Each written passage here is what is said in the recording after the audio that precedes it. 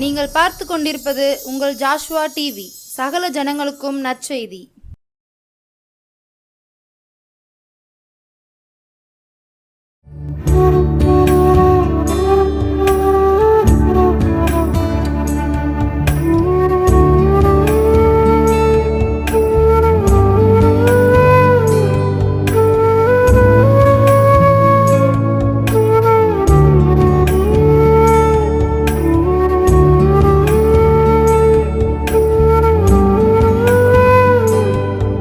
கர்த்தருடைய பரிசுத்த நாமத்துக்கு மகிமை உண்டாவதாக.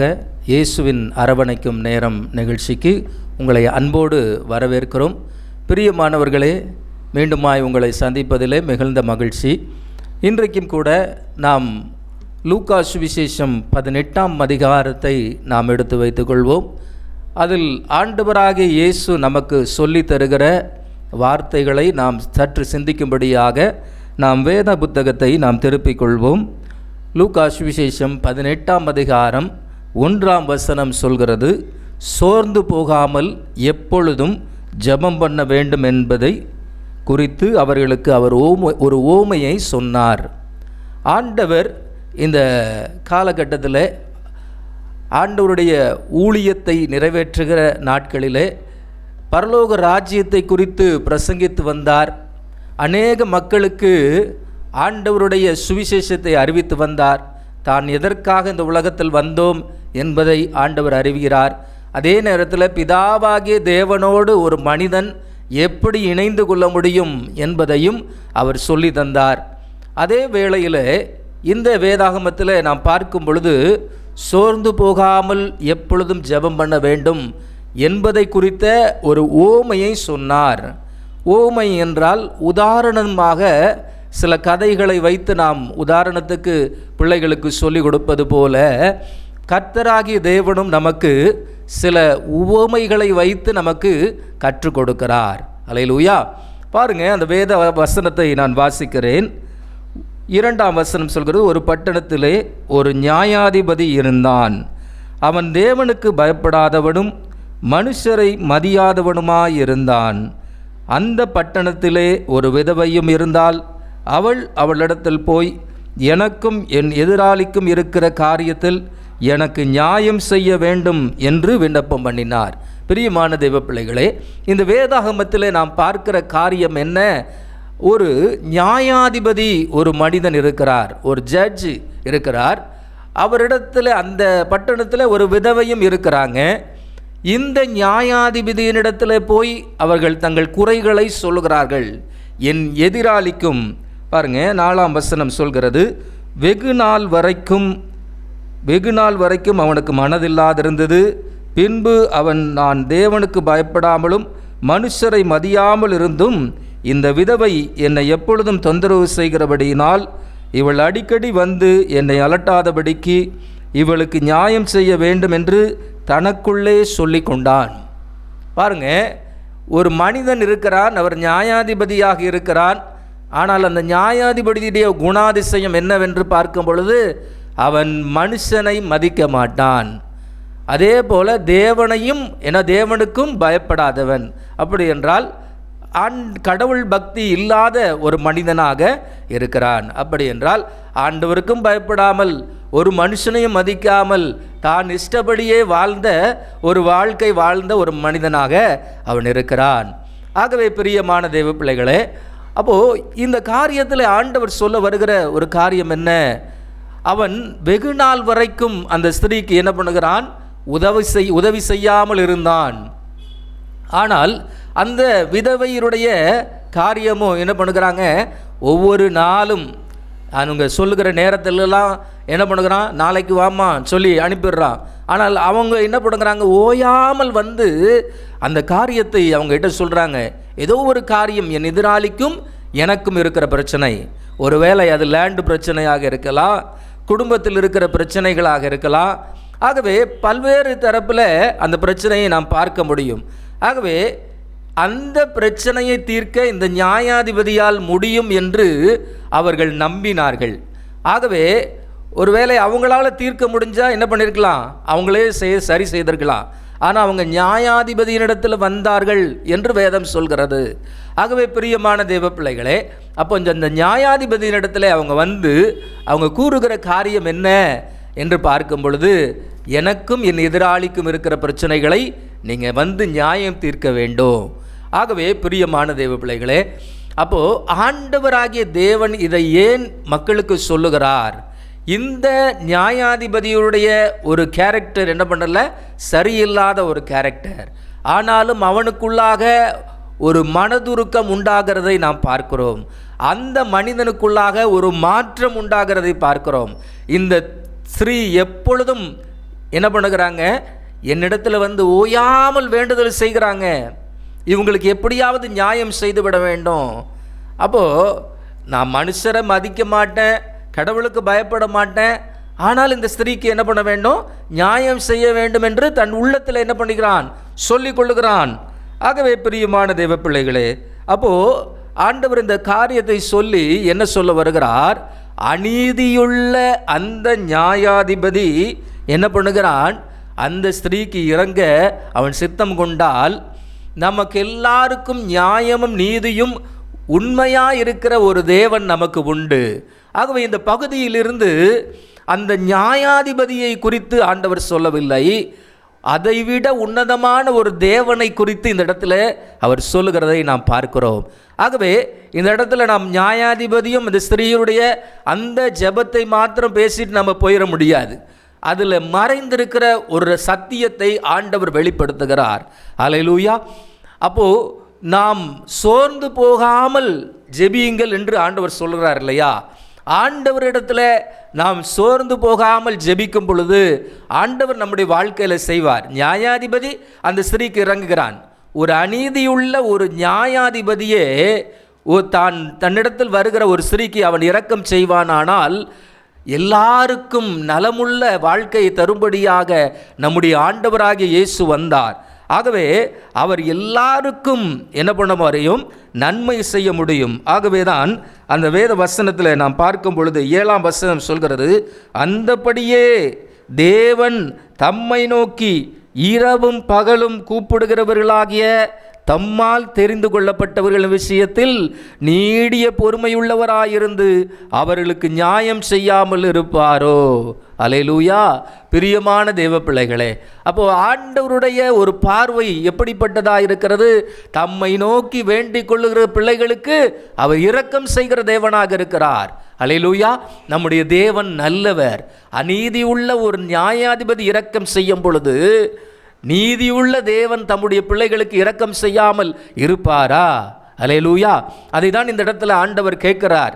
ஆகவே பிரியமான தேவ பிள்ளைகளே, அப்போ பாருங்க, அந்த தேவனாகிய கர்த்தரிடத்தில் நாம் வேண்டிக் கொள்ளுகிற காரியத்தை தம்முடைய பிள்ளைகள் இரவும் பகலும் அவரை நோக்கி வேண்டுதல் செய்கிற அந்த விண்ணப்பத்திற்கு அவர் பதிலளியாமல் இருக்க முடியுமா? நிச்சயமாய் இறங்குவார். அல்லேலூயா. ஆகவே நம்முடைய வாழ்க்கையில் நாம் கூப்பிடுகிற தேவன் எப்படிப்பட்டவர் என்பதை அறிந்தால் நாம் போதும். அல்லேலூயா. ஆகவே நம்முடைய தேவன் இன்னார் என்பதை நான் அறிவேன் என்று பக்தன் சொல்லுகிறான். ஒரு பக்தன் சொல்கிறான், நான் ஆராதிக்கிற தேவன் என்னை தப்புவிப்பார்.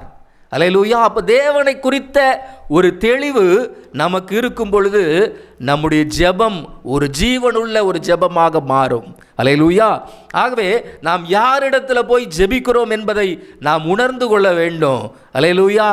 ஒரு அநீதியுள்ள ஒரு நியாயாதிபதியே ஒரு ஸ்திரீக்கு இறங்குவானானால் கர்த்தரை நோக்கி, வானத்தையும் பூமியும் உண்டாக்கின கர்த்தரிடத்தில் தம்முடைய பிள்ளைகளாக தம்மால் தெரிந்து கொள்ளப்பட்ட உங்களையும் என்னையும் நாம் ஜெபிக்கும் பொழுது அந்த ஜெபத்துக்கு ஆண்டவர் இறங்காமல் இருக்க மாட்டார், நிச்சயமாய் இறங்குவார்.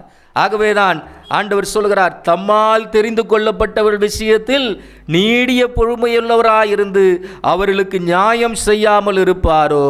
அல்லேலூயா. பிரியமான தேவ பிள்ளைகளே, ஆண்டவர் என்ன பண்ணுகிறார், நம்முடைய வாழ்க்கையில் நன்மைகளை செய்கிற தேவனாக இருக்கிறார். நம்முடைய தேவன் எப்படிப்பட்டவர் என்பதை நாம் அறிந்து கொள்ள வேண்டும்.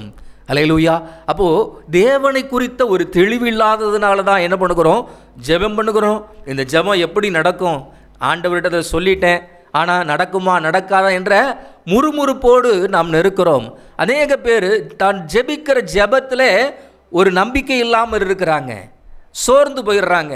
அதைத்தான் ஆண்டவர் நமக்கு சொல்லுகிறார், நீங்கள் சோர்ந்து போகாதப்பா, நான் உன் கூட இருக்கிறேன், நீ யாரிடத்தில் கேட்குற என்பதை நீ புரிஞ்சுக்கோ.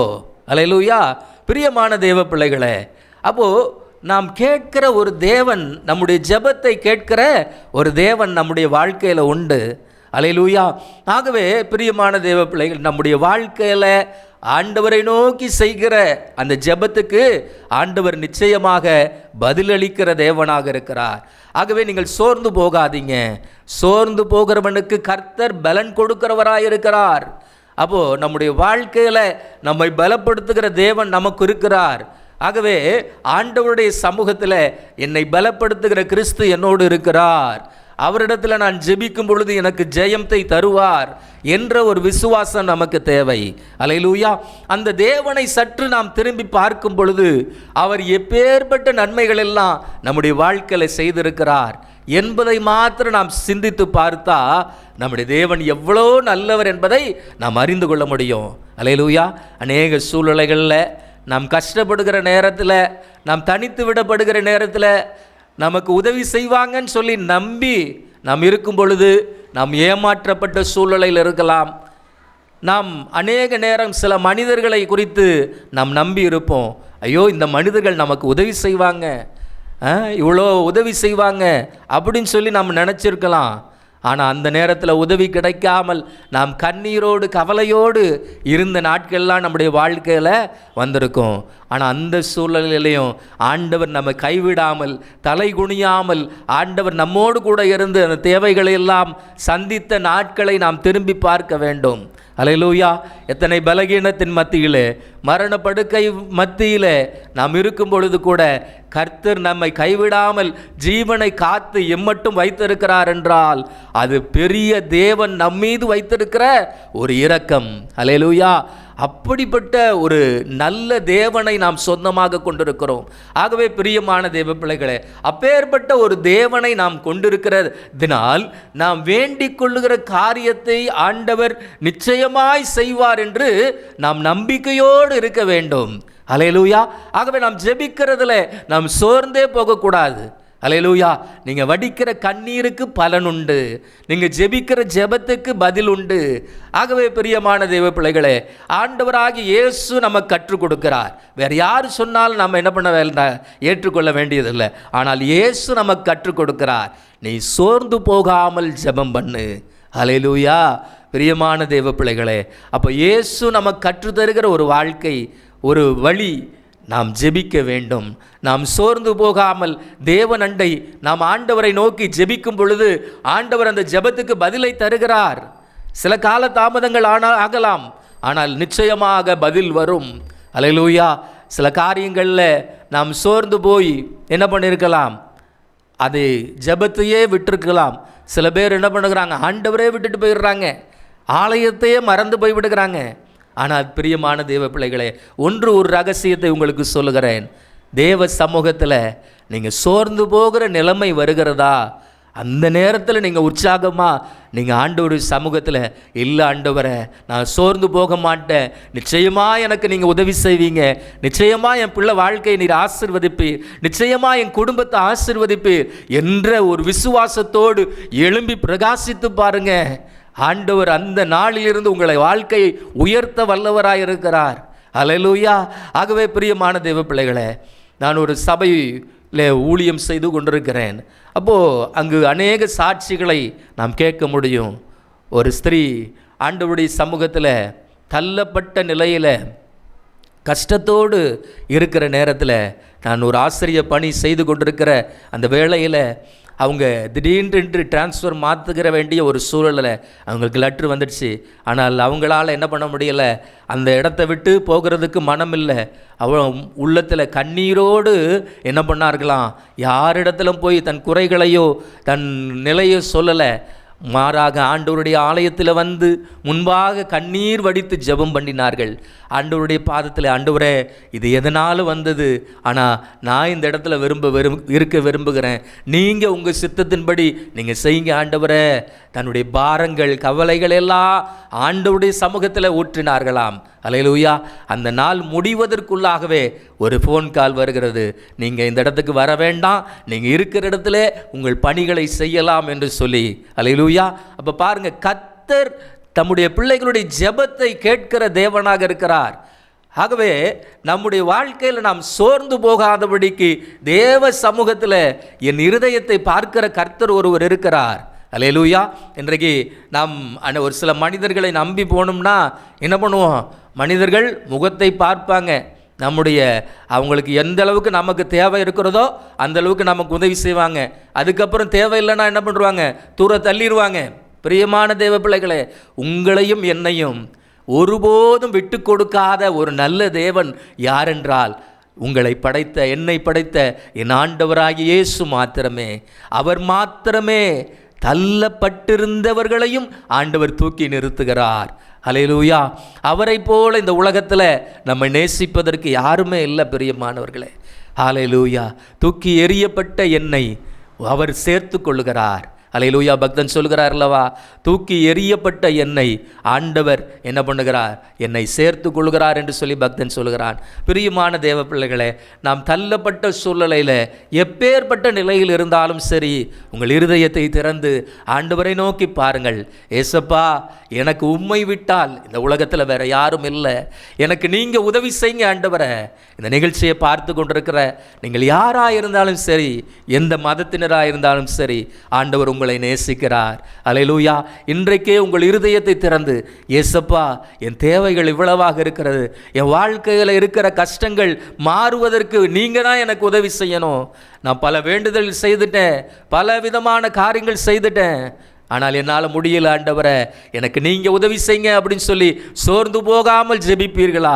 உங்களுக்காக நான் ஜெபிக்கிறேன். இந்த வேளையில் நீங்கள் உங்கள் இருதயத்தை திறந்து, ஏசப்பா என் உள்ளத்தில் வாங்க, என் வீட்டில் நீங்கள் வாங்குங்கப்பா, என் குடும்பத்தில் நீங்கள் வாங்க ஆண்டவரை. ஆண்டவரே, ஒரு நிறைவான சந்தோஷத்தை எங்கள் இல்லத்தில் ஊற்றுங்க என்று சொல்லி நீங்கள் ஜெபிப்பீங்களா? உங்களுக்காக ஜெபிக்கிறேன். ஜெபிப்போம். பிரியமான தேவ பிள்ளைகளை, என்னோடு கூட சேர்ந்து நீங்களும் ஜெபியுங்கள். அன்பின் பரலோக பிதாவே, இந்த நல்ல வேளைக்காக உம்மை நன்றியோடு உம்மை துதிக்கிறோம், ஸ்தோத்தரிக்கிறோம் அப்பா. தேவரீர் அப்பா, இந்த வேளையிலும் கூட ஆண்டவரே சோர்ந்து போகாமல் ஆண்டவரே ஜெபம் பண்ணுங்கள் என்று சொல்லி எங்களுக்காக நீர் வாக்கு கொடுத்தீர் ஆண்டவரே. தகப்பனே, நாங்கள் ஆராதிக்கிற என் தேவன் எல்லாவற்றையும் அறிந்திருக்கிற தேவன், எங்களை ஆபத்துக்கு தப்புவிக்கிற தேவன், ஆண்டவரே வியாதிக்கு விளக்குகிற தேவன், வியாதியிலிருந்து மீட்கு எழும்புகிற தேவன், ஆண்டவரே முடமாய் கிடந்தவர்களை எழுப்பி நடக்க பண்ணுகிற தேவனாக இருக்கிறீரப்பா. உம்முடைய சமூகத்தில் இந்த வேளையில் ஆண்டவரே இங்கே கூடி ஜெபிக்கிற ஆண்டவரே ஒவ்வொரு இல்லத்திலையும் ஆண்டவரே இந்த நிகழ்ச்சியை பார்த்து ஜெபிக்கிற ஒவ்வொரு தேவ பிள்ளைகளுக்காக நான் ஜெபிக்கிறேன் ஐயா. அவருடைய வாழ்க்கையில் ஒரு மாற்றம் உண்டாகட்டும் அப்பா. ஜெபித்து கொண்டிருக்கிற காரியங்கள் நிறைவேறுவதாக, நீண்ட நாட்களாக ஜெபித்திருக்கிற காரியங்களில் ஒரு விடுதலை உண்டாகட்டும் சுவாமி. ஹல்லேலூயா. ஆண்டவரே கர்த்தாவே, நம்முடைய பிள்ளைகள் வாழ்க்கையில் ஒரு பெரிய நன்மைகள் உண்டாகும்படியாய் ஜெபிக்கிறேன் ஐயா. பரிசுத்த ஆவியானவர் இப்பொழுதே அந்த இல்லத்தின் மீது இறங்குவீராக. ஜெபிக்கிற தேவ பிள்ளைகள் மீது இறங்கும்படியாய் ஜெபிக்கிறேன் ஐயா. ஹல்லேலூயா, ஹல்லேலூயா. பரிசுத்த ஆவியானவருடைய வல்லமை இறங்கட்டும் அப்பா. சில இருளின் சக்திகள் ஆண்டவரே இந்த குடும்பத்தை விட்டு விலகி போகும்படியாய் கட்டளையிடுகிறேன். ஹல்லேலூயா. நம்முடைய மகிமை இறங்குவதாக, பரிசுத்த ஆவியானவருடைய அக்கினி இறங்குவதாக. எல்லா மந்திரம் பில்லி சூனியங்கள் இயேசுவின் நாமத்தினாலே செயலிழந்து போவதாக. பரிசுத்த ஆவியானவருடைய வல்லமை அந்த குடும்பங்களில் இறங்குவதாக. குடும்பங்களை பிள்ளைகளை எழும்ப விடாதபடி தடை செய்கிற எல்லா பலகீனத்தின் மேல பலகீனம், சோர்வின் மேல சோர்வு, ஒரு பிரச்சனை போனா ஒரு பிரச்சனை என்று சொல்லி மாறி மாறி குடும்பத்தை அலக்களிக்கிற எல்லா கிரியைகள் இந்த நாளிலிருந்து அந்த குடும்பத்தை விட்டு விலகி போகட்டும் என்று கட்டளையிடுகிறேன். ஹல்லேலூயா. ஒரு அற்புதம் நடைபெறுவதாக. பெரிய காரியங்களை செய்யுங்க ஆண்டவரே. வியாதியோடு இருக்கிற பிள்ளைகளுக்காக ஜெபிக்கிறேன் ஐயா. ஆண்டவரே கர்த்தாவே, என் வியாதியிலிருந்து எனக்கு விடுதலை கொடுக்க ஒருவரும் இல்லையே. டாக்டர்கள் பிள்ளைகள் கைவிட்டுட்டார்களே என்று சொல்லி கலங்கி கொண்டிருக்கிற தேவ பிள்ளைகளுக்காக உடைய பாதத்தில் ஜெபிக்கிறேன் ஐயா. ஆண்டவரே, ஒரு மாற்றம் உண்டாகட்டும் அப்பா, ஒரு புதிய பலன் இறங்கட்டும் ஆண்டவரே. நீர் தூரத்துக்கும் சமீபத்துக்கும் தேவனாய் இருக்கிறீரப்பா. உம்முடைய தழும்புகளால் குணமானீர்கள் என்று சொன்னீரே ஆண்டவரே. உம்முடைய தழும்புள்ள கரம் இப்பொழுதே உம்முடைய பிள்ளைகள் மீது படுவதாக. ஹல்லேலூயா. இயேசுவானவர் ஆண்டவரே, இப்பொழுதே உம்முடைய பிள்ளைகள் மீது இறங்குவீராக. உம்முடைய பிள்ளைகள் அருகில் வந்து அவர்களை தொடுவீராக. தொட்டு சுகமாக்கி ஆண்டவரே கர்த்தாவே, நீர் உம்முடைய பிள்ளைகளை வாழ வைத்து சாட்சியாக நிறுத்தும்படியாய் ஜெபிக்கிறேன் ஐயா. ஹல்லேலூயா. ஆண்டவரே, இந்த நிகழ்ச்சியை பார்க்கிற ஒவ்வொரு குடும்பங்களும் ஒவ்வொரு கிராமத்திலும் ஆண்டவரே உம்முடைய ஆசீர்வாதம் தங்குவதாக. உம்முடைய சுவிசேஷ வல்லமை பரவட்டும் ஆண்டவரே. உங்க நாமம் ஒன்றே மகிமை பெறட்டும். தொடர்ந்து வழி நடத்துங்க ஐயா. இயேசுவின் நாமத்தில் ஜெபிக்கிறோம் நல்ல பிதாவே. ஆமேன், ஆமேன். God bless you. Amen.